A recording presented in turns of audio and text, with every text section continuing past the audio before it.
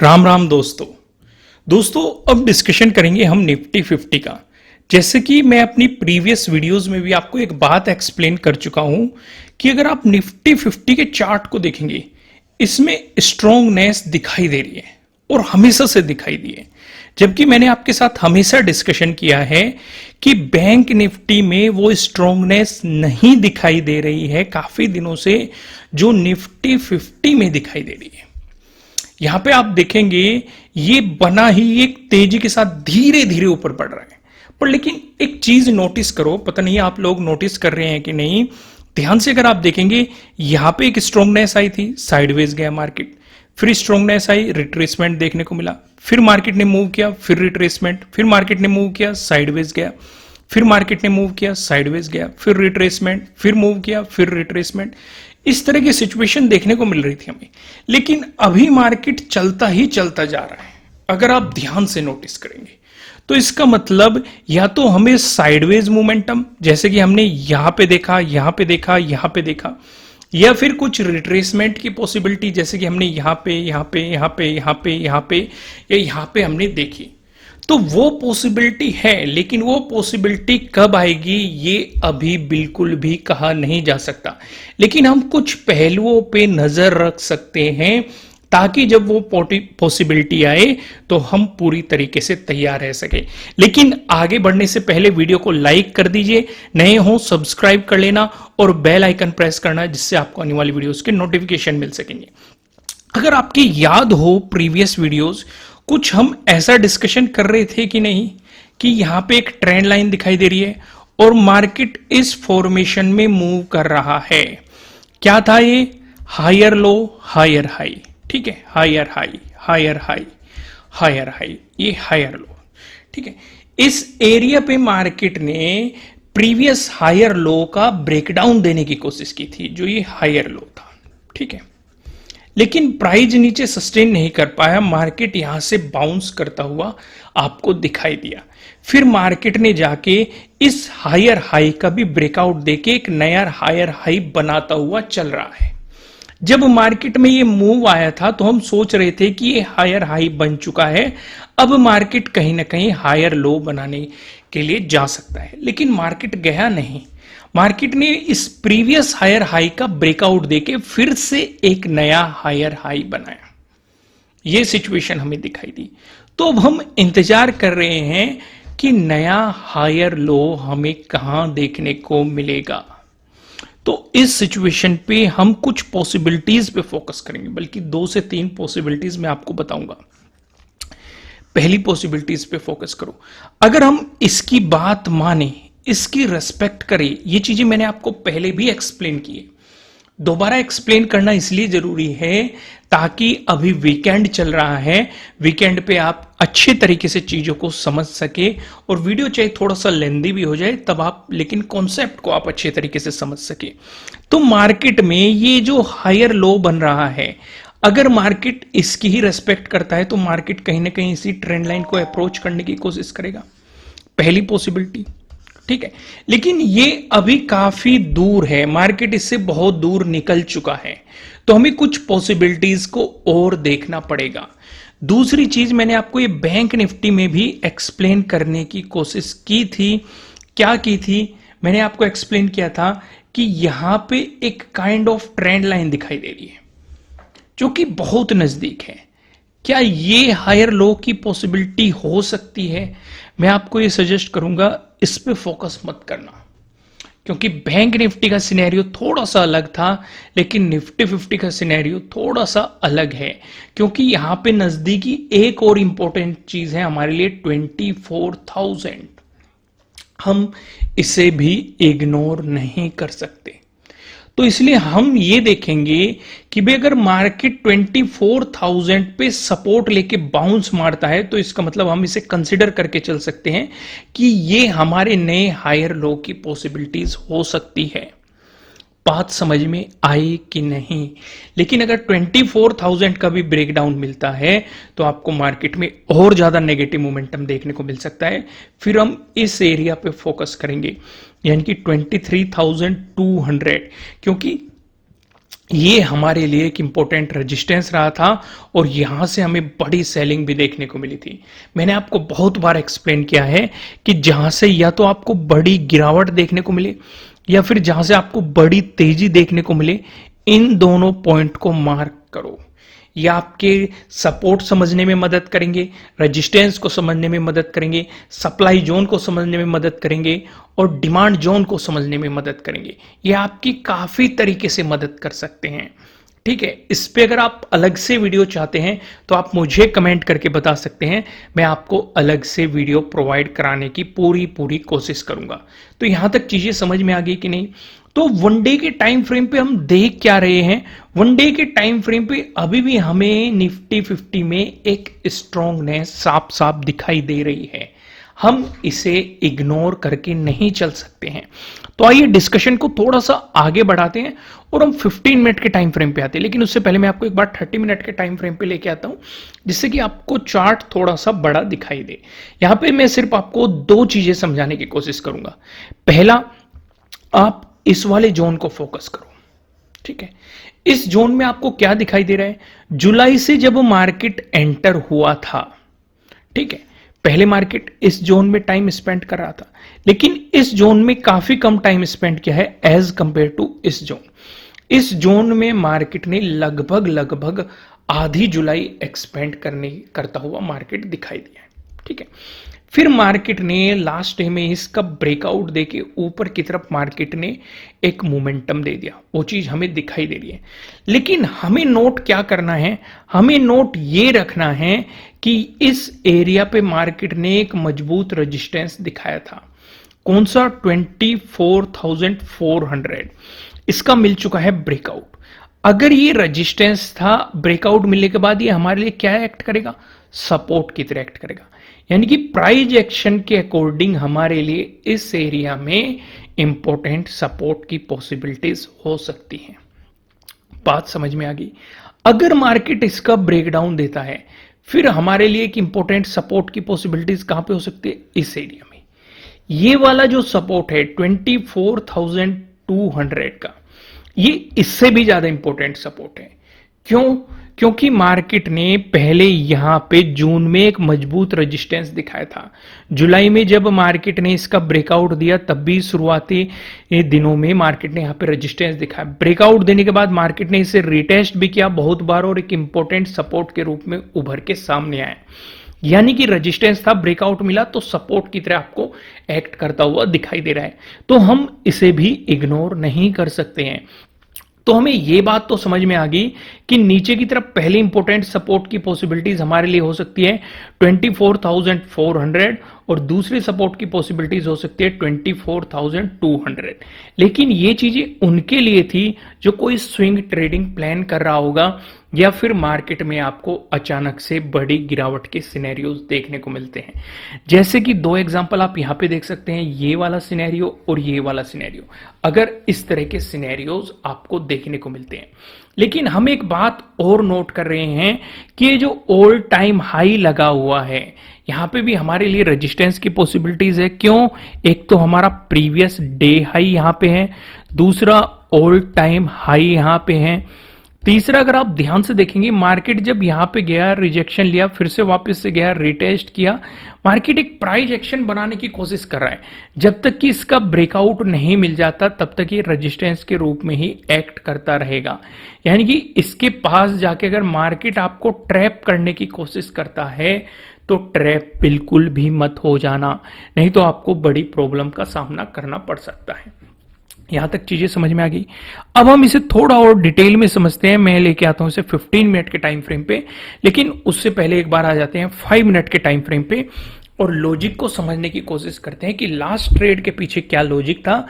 अगर आपने अभी तक वीडियो को लाइक नहीं किया है तो लाइक कर दीजिए, नए हो सब्सक्राइब कर लेना और बेल आइकन प्रेस करना, जिससे आपको आने वाली वीडियोस के नोटिफिकेशन मिल सकेंगे। फिलहाल 12th के सिनेरियो को देखो। अगर आप ध्यान से नोटिस करेंगे, पहले 11th पे फोकस करते हैं। ये एरिया आपके लिए क्या हो गया? Previous day high. ठीक है, और देखो ये आपके लिए क्या हो गया? Previous day closing. ठीक है, ये क्या हो गया आपके लिए? प्रीवियस डे लो।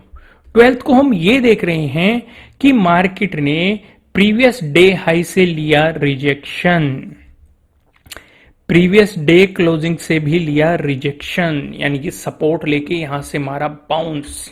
तो यानी कि जब तक मार्केट इस वाले एरिया में रहेगा, एक तो दोनों नजदीक हो गए, दूसरा जब तक इस एरिया में रहेगा आपके लिए एक बेहतर अपॉर्चुनिटी नहीं बन सकती है। तो जब इस एरिया से या तो मार्केट नीचे की तरफ निकलेगा, तब हम नीचे की नेगेटिव साइड मोमेंटम में अप्रोच कर सकते हैं और यहां पे हम प्रीवियस डे लो को फॉलो कर सकते हैं। और यहां पे हमारा क्या है, 24,200 का इंपॉर्टेंट लेवल, जो कि हम अभी समझ के आए हैं 30 मिनट के टाइम फ्रेम पे। याद होगा कि नहीं? अगर आप ध्यान से वीडियो को देखते हैं तो आपको ये बात अच्छे तरीके से याद होगी। लेकिन अगर मार्केट इसका ब्रेकआउट देके चलता है, आपके लिए यहां पे बहुत बेहतरीन सेटअप बना है, क्योंकि मार्केट ने ट्रेडिंग डे हाई का भी ब्रेकआउट दिया है और प्रीवियस डे हाई का भी आपको ब्रेकआउट दिया है। अगर आप मेरे सेटअप और स्ट्रेटेजीज सीखना चाहते हैं तो इंट्राडे स्ट्रेटेजीज पे फिलहाल 20% ऑफ चल रहा है और स्विंग ट्रेडिंग और आपके लिए स्कैल्पिंग स्ट्रेटेजीज पे फिलहाल 75% ऑफ चल रहा है। नीचे डिस्क्रिप्शन में आपको एप्लीकेशन का लिंक मिल जाएगा, आप जाके इन ऑफर का फायदा उठा सकते हैं और इन छुट्टियों का भी फायदा उठा के अपनी लर्निंग को और भी ज्यादा स्ट्रॉन्ग कर सकते हैं। तो यहां पे हमें सिनेरियो क्या नजर आ रहा है? हमें साफ साफ एक सिनेरियो नजर आ रहा है कि मार्केट ने प्रीवियस डे हाई का आपको ब्रेकआउट देके एक मोमेंटम दिया। दूसरी बात एक और, यहां पे आपके लिए एक पैटर्न बन रहा है बहुत ही शानदार, और मैंने फ्री में वीडियोस प्रोवाइड की हुई है चार्ट पैटर्न से रिलेटेड और कैंडलस्टिक पैटर्न से रिलेटेड। आपके लिए होमवर्क है, मुझे कमेंट करके बताना है कि आपको यहां पे कौन सा पैटर्न देखने को मिल रहा है। ये आपके लिए होमवर्क रहने वाला है। आइए अब मैं आपको लेके आता हूं 15 मिनट के टाइम फ्रेम पे, लेकिन उससे पहले क्या मैं फिबोनाची ड्रॉ कर लूं? हमें एक लो का पता है, ठीक है, और एक हाई का पता है, ठीक है। तब तक मैं ड्रॉ करता हूं, तब तक आप वीडियो लाइक कीजिए। मैं कुछ लाइनें भी ड्रॉ करूंगा, तब तक आप वीडियो लाइक करके आइए, जल्दी जाइए, कमेंट भी करके आइए, लाइक करके आइए, नए हो सब्सक्राइब कर लीजिए इस तरह की इंटरेस्टिंग चीजें देखने के लिए। एक हॉरिजॉन्टल लाइन रख लेते हैं हम, राइट हो गई। एक और लाइन उठा लेता हूं, ओके, ये भी मैंने ड्रॉ कर लिया, ओके, ये भी हो गई। एक और उठा लेता हूं, राइट, ठीक है, इतनी बहुत है, एक और ले लूं, एक और ले लेता हूं लाइन।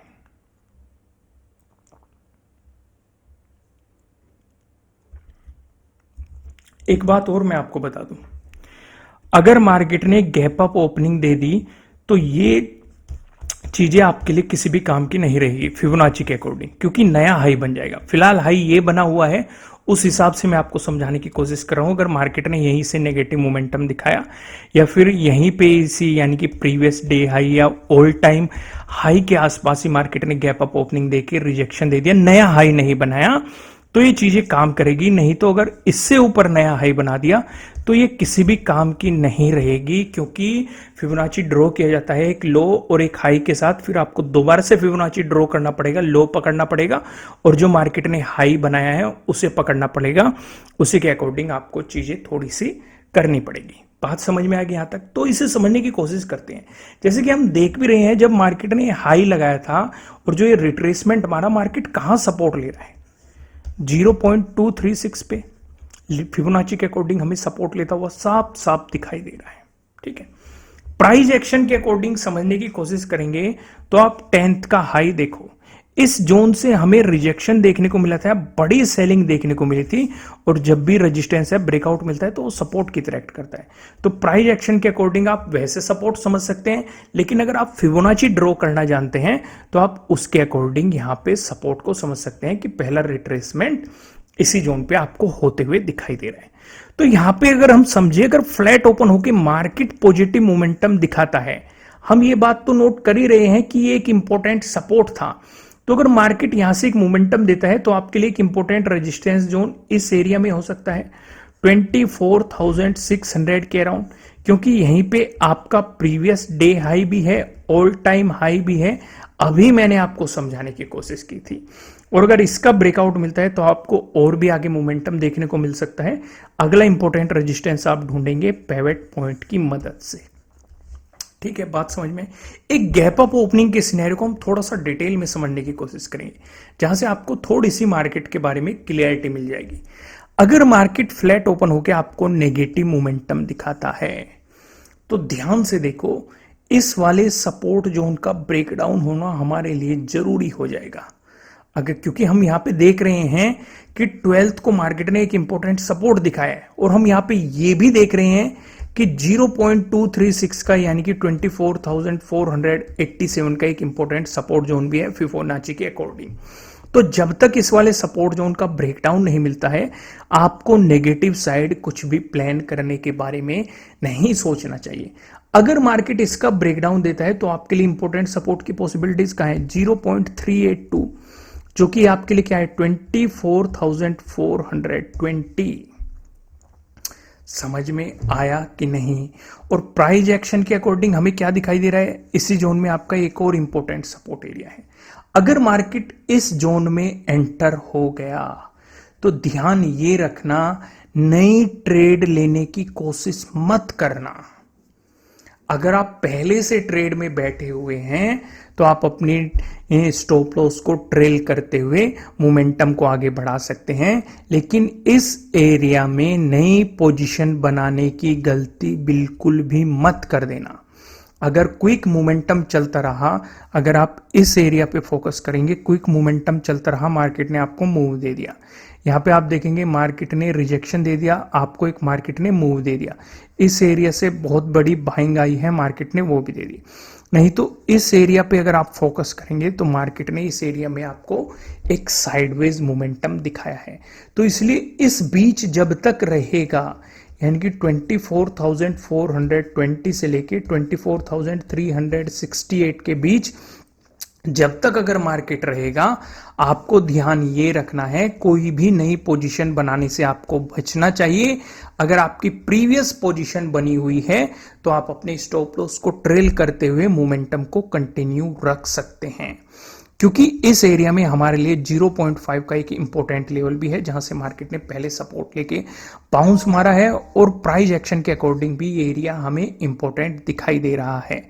वहीं पे अगर मार्केट आपको गैप अप ओपनिंग देने की कोशिश करता है, दोस्तों इसका डिस्कशन करने से पहले मैं आपको ये बता दूं, ये आपके लिए किसी भी तरह का ना तो कोई बाय रिकमेंडेशन है, ना ही कोई सेलिंग रिकमेंडेशन है। ये जस्ट एजुकेशनल पर्पज से बनाई गई एनालिसिस वीडियो है। इन्वेस्ट करने से पहले आपको अपनी रिसर्च करनी है, अपने इन्वेस्टर की सलाह लेनी है, क्योंकि प्रॉफिट भी आपका होने वाला है, लॉस की जिम्मेदारी भी आपको अपने आप लेनी है। अगर मार्केट गैप अप ओपनिंग का सिनेरियो क्रिएट करता है तो इस सिचुएशन पे आप फोकस करेंगे कि अगर मार्केट ने ज्यादा बड़ी गैप अप ओपनिंग दे दी, यानी कि 24,600 के अराउंड ही, यानी कि अपने प्रीवियस डे हाई के अराउंड ही, या ऑल टाइम हाई के अराउंड ही, तो आपको थोड़ा सा दूर रहना है, ट्रैप होने से बचना है। क्योंकि मार्केट क्या सिचुएशन क्रिएट कर रहा है, जैसे 11th पे फोकस करो, गैप अप ओपनिंग दी और मार्केट ने एक नेगेटिव मोमेंटम दिखा दिया।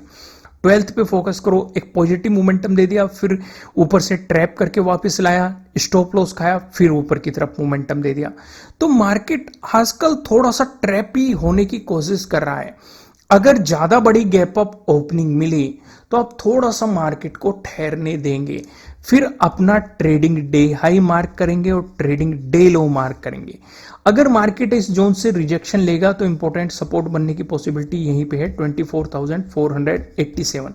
लेकिन अगर मार्केट यहां पे टाइम स्पेंड करके इसे ब्रेकआउट देके निकालेगा तो आप एक छोटी क्वांटिटी में काम करेंगे, क्योंकि मार्केट ऑलरेडी एक मोमेंटम दे चुका है। बड़ी क्वांटिटी में जाने की गलती बिल्कुल भी नहीं करेंगे। बात समझ में आई? वहीं पे अगर मार्केट ने दे दी आपको gap down opening, gap down opening में हमारे लिए जरूरी है कि मार्केट इस वाले सपोर्ट जोन का ब्रेकडाउन दे दे, क्योंकि ब्रेकडाउन देते ही ये इंपॉर्टेंट रेजिस्टेंस बन जाएगा, फिर अगला मार्केट के लिए इंपॉर्टेंट सपोर्ट बन जाएगा 24,420। दोस्तों अगर कंटेंट पसंद आ रहा है, वीडियो को लाइक करना, कमेंट करके मुझे बताना कि आपको एनालिसिस कैसे लग रहे हैं। नए हो सब्सक्राइब करना और बेल आइकन प्रेस करना, जिससे आपको आने वाली वीडियोस के नोटिफिकेशन मिल सकेंगे। फिलहाल इस वीडियो में इतना ही, फिर मिलते हैं किसी नेक्स्ट वीडियो में, तब तक के लिए राम राम।